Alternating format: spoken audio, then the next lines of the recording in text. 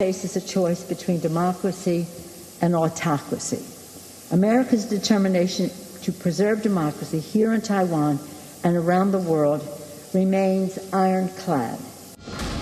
Jinping हमला करेंगे या सिर्फ ड्रिल वाले बनकर रह जाएंगे?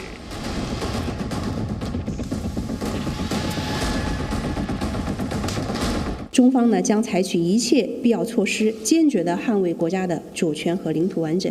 由此产生的一切后果都由美方和台独分裂势力负责。我们说到做到。ताइवान पर चीन की फियर फाइल्स।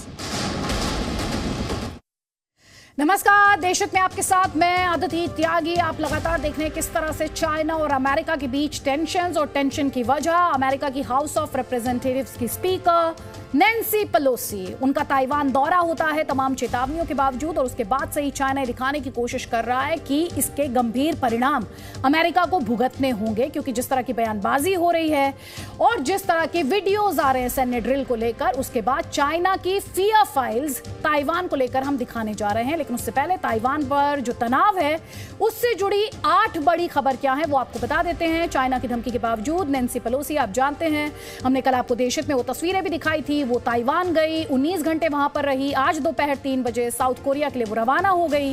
नैन्सी पेलोसी ने ताइवान के लोगों से वादा किया कि अमेरिका उनके साथ है। ताइवान की राष्ट्रपति ने यह कहा कि वो चाइना की धमकियों से डरने वाली नहीं है और ताइवान पीछे नहीं हटेगा। चाइना के विदेश मंत्रालय ने अमेरिका और ताइवान को अंजाम भुगतने की धमकी दी, जैसा कि वो पहले से करता आया है।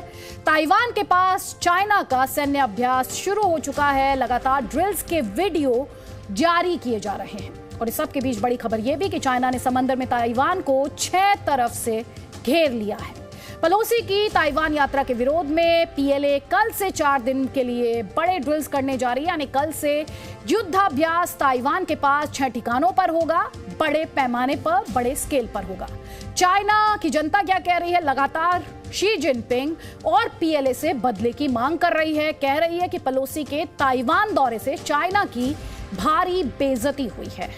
और दुनिया की अगर बात करें, ग्लोबल कम्युनिटी की अगर बात करें, तो रिस्पांस जो है वो बटा हुआ दिखाई देता है। रशिया और पाकिस्तान जाहिर तौर पर चाइना के समर्थन में, तो जर्मनी ताइवान को मदद का भरोसा दे रहा है।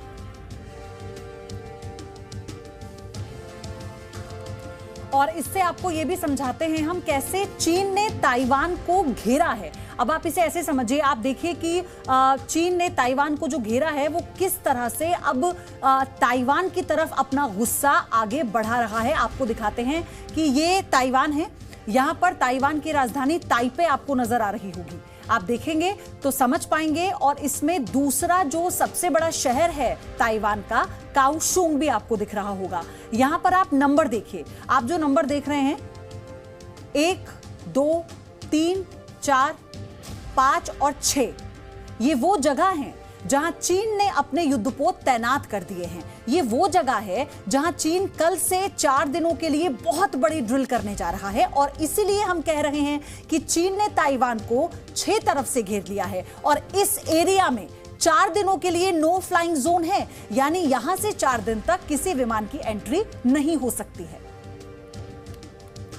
एक और बड़ी खबर इसी बीच आपको बताएं, ताइवान चीन तनाव पर जुड़ी हुई इस वक्त की बड़ी खबर, चीन के 27 लड़ाकू विमान ताइवान में घुसे हैं। यह बड़ी अपडेट आई है। ताइवान के एयर डिफेंस जोन में ये विमान घुसे हैं, जो फिलहाल जानकारी मिली है नैन्सी पेलोसी के वापस लौटने के बाद। ये बड़ी अपडेट है। चीन के 27 लड़ाकू विमान, आपको बता दें, चीन के 27 लड़ाकू विमान है जो जानकारी मिली है, जो ताइवान के एयर डिफेंस जोन में घुसे हैं। इस वक्त की ये बड़ी अपडेट आपको बता दें। इससे पहले चीन चेतावनी दे चुका था कि जिस भी तरह का कदम चीन उठाता है उसका जिम्मेदार अमेरिका होगा और ताइवान को इसका जो खामियाजा है वो भुगतना होगा। तो आपको ये भी बताइए, जो वीडियो हम आपको इस वक्त दिखा रहे हैं ना, ये वीडियो चीन की सेना का वीडियो है जो अब से कुछ देर पहले आया है। इस वीडियो के जरिए आप समझिए जो उसका मिलिट्री मूवमेंट है वो किस तरह से है। हालांकि इस बात का जिक्र चीन पहले कर चुका था और इस बात को लेकर वो चेतावनी भी दे रहा था। और अब जो ये वीडियो आया है ये बता रहा है कि ताइवान को लेकर जो अमेरिका का गुस्सा है वो ताइवान पर अब कैसे चीन उतारने वाला है, यानी आमने सामने अमेरिका, और इसका खामियाजा ताइवान भुगतेगा।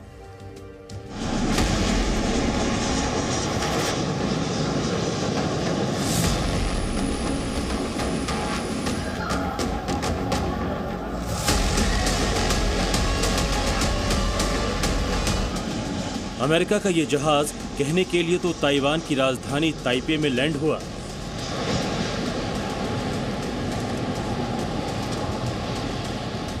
लेकिन इस जहाज का बोझ चीन को अपने सीने पर महसूस हो रहा है।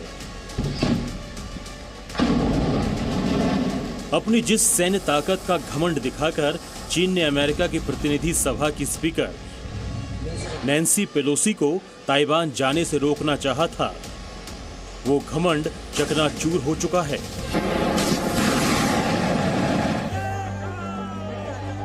अमेरिका की स्पीकर नैन्सी पेलोसी चीन की धमकियों का मजाक उड़ाते हुए ताइवान पहुंची। ये दौरा ऐतिहासिक था, इसलिए नैन्सी पेलोसी का स्वागत भी ऐतिहासिक हुआ। ताइवान के राष्ट्रपति साई इंग-वेन ने नैन्सी को अपने देश के सर्वोच्च नागरिक सम्मान से नवाजा। तो नैन्सी पेलोसी ने भी खुलकर कहा कि उन्हें ताइवान के लोकतंत्र को सलाम करने के लिए आना ही था। Today, the world faces a choice between democracy and autocracy.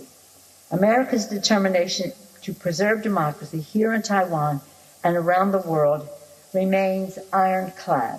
再次感谢佩洛西议长和各位在这个关键的时刻以行动表达对台湾坚定的支持，以及表达美国支持台湾自我防御的一贯政策。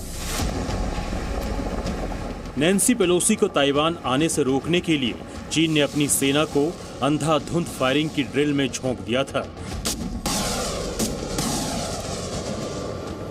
इसके बावजूद नैन्सी पेलोसी आईं और लगभग 20 घंटे तक ताइवान में बिताने के बाद वो इत्मीनान से वापस लौट गईं। जाते जाते वो ताइवान की सरकार और वहां के लोगों को भरोसा भी दे गईं कि अमेरिका उनके साथ है।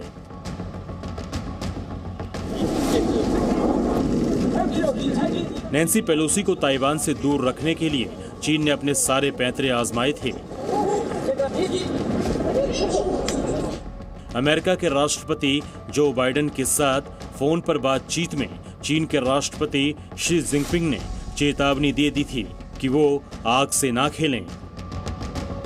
习近平主席重点阐述了中方在台湾问题上的原则立场。习近平主席强调，双方要保持各层级沟通，用好现有沟通渠道，推动双方合作。 संयुक्त राष्ट्र सुरक्षा परिषद में भी चीन की तरफ से अमेरिका को चेतावनी दी जा चुकी थी।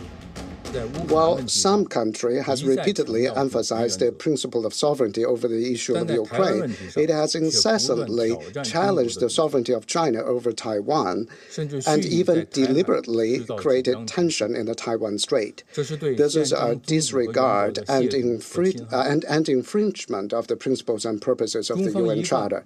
China has always respected the sovereignty of other countries and certainly hopes that its own sovereignty be respected by other countries.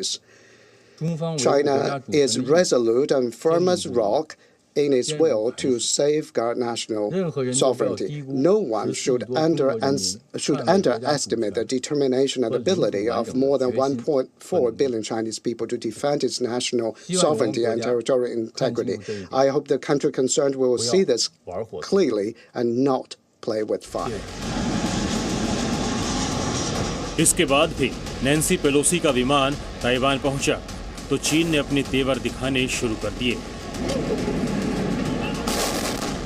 चीन बदले में क्या करने वाला है ये अभी साफ नहीं है, लेकिन चीन के विदेश मंत्रालय ने इशारा कर दिया है कि अब जो होगा वो बहुत भयानक होगा।